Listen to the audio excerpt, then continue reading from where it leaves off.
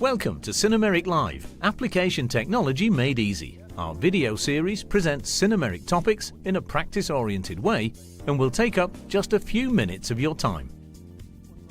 Today's topic is the deployment of SINUMERIK in various production processes. Job shop production, mold and die making, in other words free-form surfaces, and automation, that is, mass production.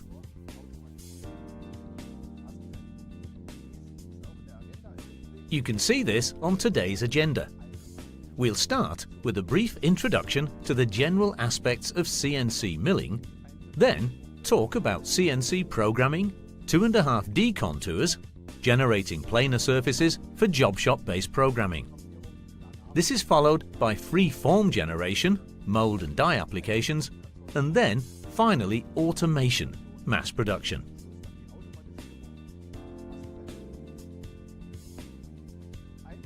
As an introduction to CNC milling, here are the basics again. A tool performs the cutting movements, of course, and almost all geometries can be manufactured by milling. To make it easier to distinguish between the individual process technologies, the slides are marked with colors. Job shop production, or single part and prototype production, is yellow. Mold and die making is red, and series production or mass production is blue. All slides without a color marking deal with general topics.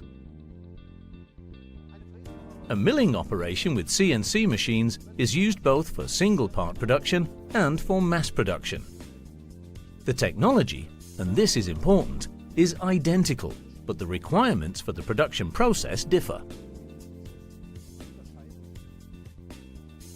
In job shop production, the focus is on planar programming, planar machining for 2.5D contours. These are contours and shapes of manageable complexity that you can calculate yourself. In series production, on the other hand, we also have planar operations, but with considerably more sequences. The result is completely different components that are highly technical, and their production features a very high degree of automation down to the last millisecond, and this of course requires maximum efficiency. Mold and die making is positioned somewhere between the two technologies. It can be used in single part production because parts in mold and die making have the characteristics of a single part. For example, these impellers, which of course first have to be designed and tested at the prototype stage before they can then be widely deployed in any number of applications in industry. A very good example of this is the shape of a car wing mirror. This can be a shape that's used later in plastics injection molding or similar. It's also a typical example of mold making, which can then also be used in mass production. And another very good example of mold and die making and job shop based programming, the runners of a world champion bobsled. These are unique single parts, prototypes, or workpieces produced in minimum batch sizes. On one hand, we have normal 2.5D contours here. But here too, these rounded edges and the transition to the running surface are typical mold and die making contours, which can be seen very well here.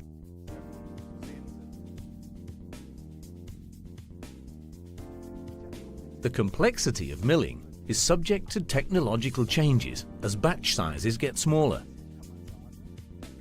Generally, you can say the level of automation increases as the complexity of milling decreases. Of course, exceptions confirm the rule, but overall, this rule can be applied at a general level. With SINUMERIK, we distinguish between two basic ways of programming the machine. There is machine-level programming with shop mill and program guide. This refers to the graphical user interface of SINUMERIK Operate, in which you are guided by a sort of wizard and fill out the cycles in response to prompting to provide the control with the necessary information. This is what we call machine-level programming. And then there's external programming. This is implemented with a CAD/CAM system using the applications during production planning. This means the programs are written externally and then transferred to the machine for execution via a communication link, wireless, LAN, USB flash drive, or any other medium. The functional scope of the SINUMERIK control provides the best possible solution for all production tasks.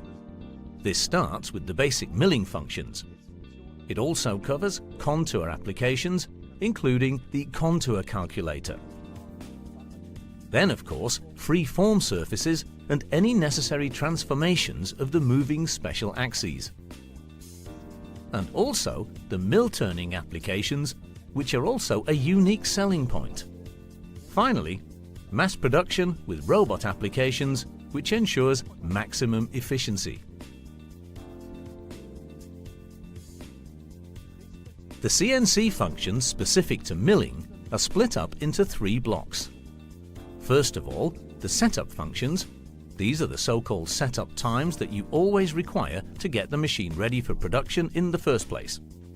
And if there are already effective tools to keep the setup times as low as possible, ancillary costs will also fall. Then there's the tool management function. This is used to optimize management of the required drills and milling cutters and other tools used. Here too, the aim is to keep the ancillary and setup costs as low as possible. And then the drilling and milling cycles that are in the functional scope addressed for each area here. 2.5D contours are used especially in tool making and job shop production, but less in mold making. These are planar operations, geometric shapes that are entered directly at the control. They include the geometry and contour calculator, which you can use to describe geometries easily, quickly, and reliably without having to use a pocket calculator. The drawing data are transferred to the control manually and provided with contours, pockets, and other machining technologies. These include the contour cycle, stock removal from pockets with any island contours, and of course, also highly efficient calculation of residual material detection. For this, you take a large milling cutter, rough out the contour, and wherever the large milling cutter cannot enter without violating the contour because of its large radius, the system automatically detects that residual material has been left over. A smaller milling cutter then clears that away automatically. This achieves the greatest efficiency and process reliability in planar machining. All this is done in job shop production and tool making. In automation or series production, these cycles are generated by CAD/CAM programs, imported into the machine from an external source, and the entire calculation of the tool paths is performed externally. You can also bypass the contour calculator by using the DXF reader. This fully automated read-in of digitized drawings in DXF format replaces manual data input. The control automatically generates the geometrical sequences based on the digital drawing.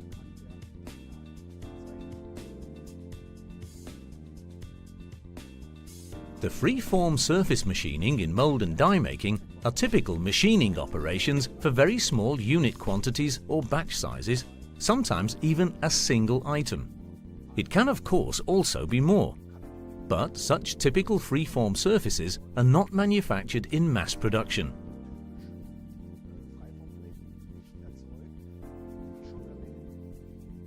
Free-form surfaces are, as previously mentioned, samples for certain molds and dies.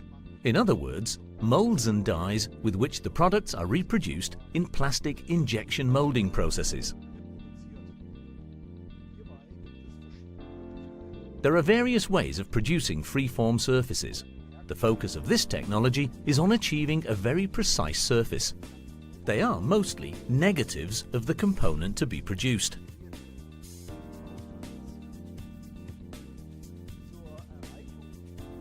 To achieve this, you can produce very good free-form surfaces with 3-axis machining.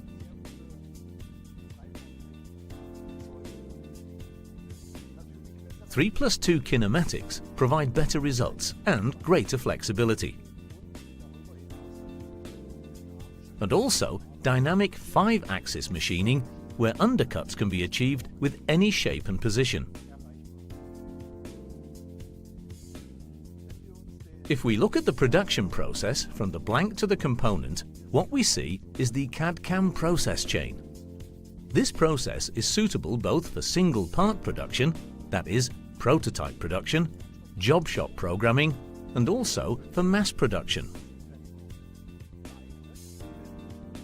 Because a single part can be produced just as well via a CAD/CAM process chain as a component for mass production.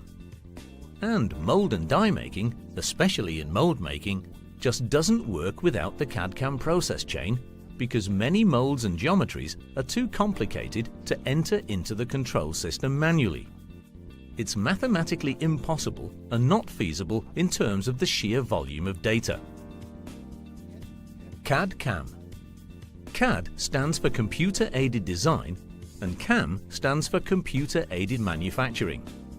The so-called post-processor is connected to this. The post-processor converts the data and transfers it to the CNC control system with the connected machine tool. This means CAD/CAM is virtual. It's the programming of the component. The control and the machine then process this data. The post-processor translates the colorful images shown in the simulation into a data format that the machine or the Siemens control can read.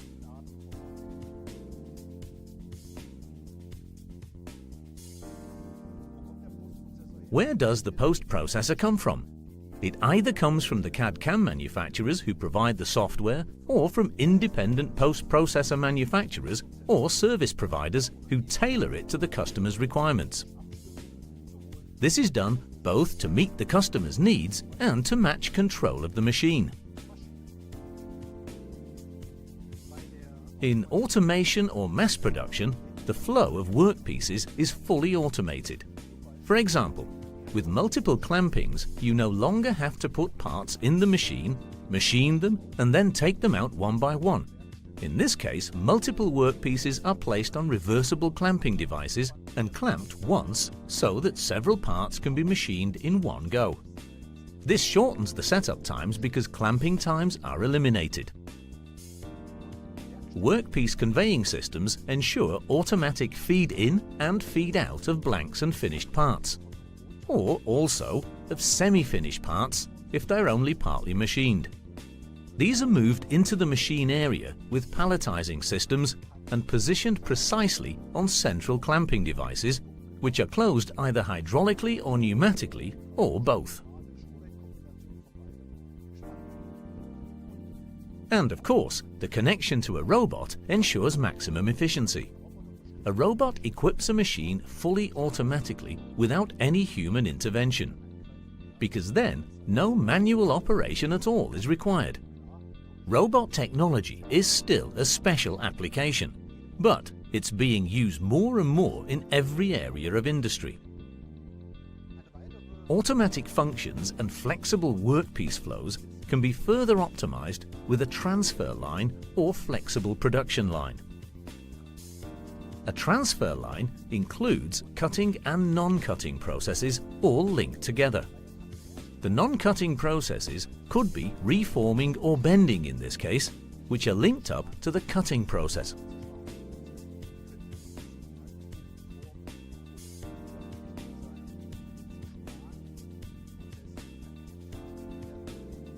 Here we're talking about extremely high productivity, but with limited flexibility. On the other hand, we have the flexible production line. This links together single spindle or multi-spindle flexible machining cells. And all these flexible production lines are characterized by high productivity and very high flexibility.